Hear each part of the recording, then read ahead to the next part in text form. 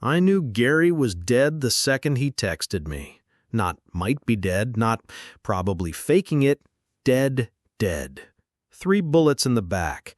One of them exited through a tattoo of a slot machine he got in Reno during a blackout bender. Very poetic. The message? Meet me where the city bleeds. It was punctuated. Gary didn't do punctuation. He once texted me, I'm in danger, bring tacos. So, unless the afterlife came with grammar lessons, someone was screwing with me. Lower Wacker Drive, Chicago's underbelly, where the city's arteries run like they've been chewing glass. If Gotham had a basement, this would be it. That's where I found her, Frankie Devereaux. Former thief, former flame, current complication. Eyes like cracked glass. Dressed in denim, leather, and spite. She flicked ash from a cigarette. You look like hell. I get that a lot. Usually from ghosts. She handed me a manila envelope. Inside, a death certificate. Gary's. Stamped, signed, processed. Cook County official. Thing is, she said, stepping into the glow of a flickering light, I saw him last night. The county morgue was quiet, the kind of quiet that only happens around corpses or lawyers. Dr. Elspeth Meir was an icicle in a lab coat. You're here about the Wash case? I said he's dead. Then he texted me. I want to know if he used the Wi-Fi. She wasn't amused. She confirmed Gary was DOA, and she personally conducted the autopsy. 3 shots, spine, lung, femoral artery. No chance of survival. Then I showed her the release order. The body wasn't buried, burned, or claimed by family. It was signed out by D.H. Arden. Not a next of kin, not even a person. Arden was a shell corp. Dr. Meyer didn't flinch. Then he's not your problem anymore. But he was. And the problem was alive. My hacker friend Reese, code wizard and night owl, pulled footage from the morgue's back lot. There it was. Gary, on his feet, hood up, walking under his own power, flanked by 2 men in hospital scrubs. They didn't move a body. They escorted it. They're not moving a corpse, Reese said, squinting. They're extracting an asset. I asked her to trace the van.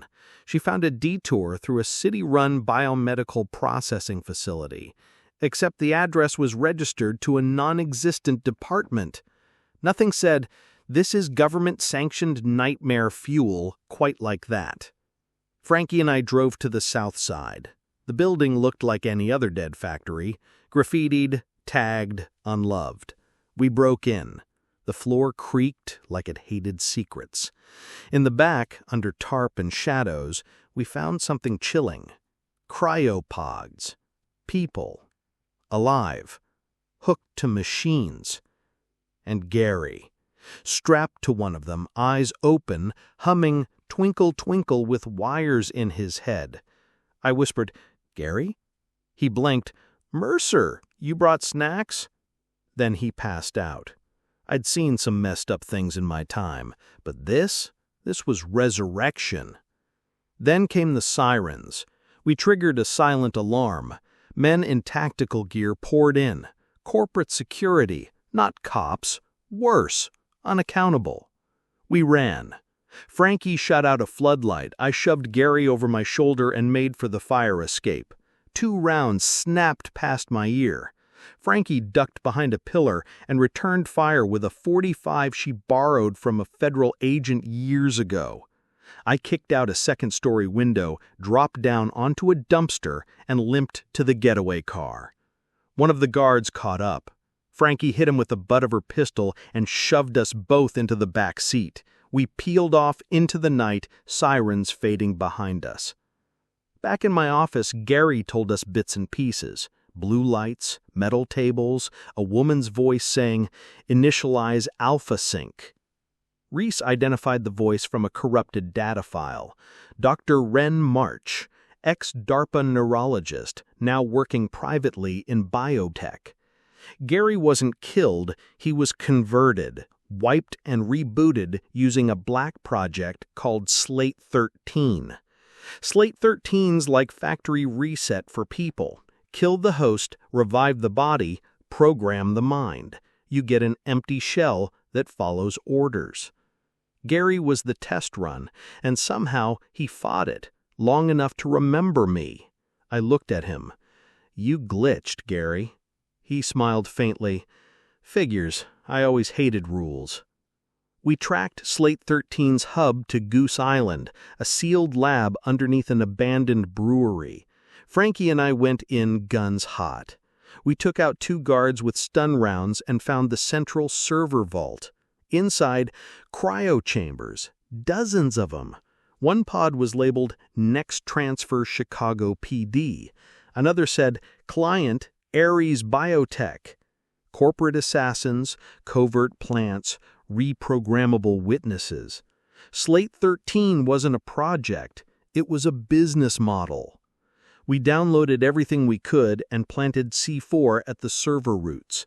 But just before we left, we saw her, Dr. Wen March. "I was wondering when you'd find me," she said calmly. "Try hiding better." And I hit the detonator. We ran. Dr. March set off internal countermeasures, gas floods, system locks.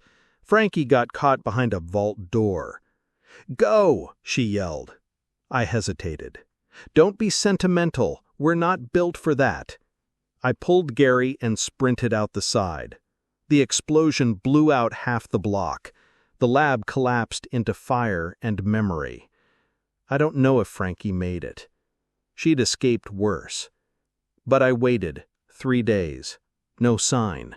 Then one night, I got a burner call. Her voice. "Still owe me a drink? Stop sulking." Click. Reese published the data leak.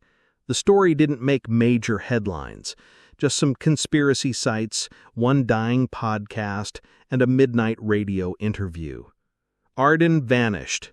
March, unconfirmed dead. Gary disappeared again, said he wanted to figure out if I'm still me. I didn't stop him. Hell, I didn't even blame him. You wake up from death with someone else's thoughts in your head? That's not life, that's limbo with health insurance. Today, I got a new text. "Mercer, next batch goes live in Atlanta. You can't stop the future." No punctuation, different number, but I recognized the cadence. Gary, or what's left of him. I closed my office blinds, locked the door, sat with my gun and a cup of bad coffee. You don't outrun death, but sometimes, if you're lucky, you can outstare it.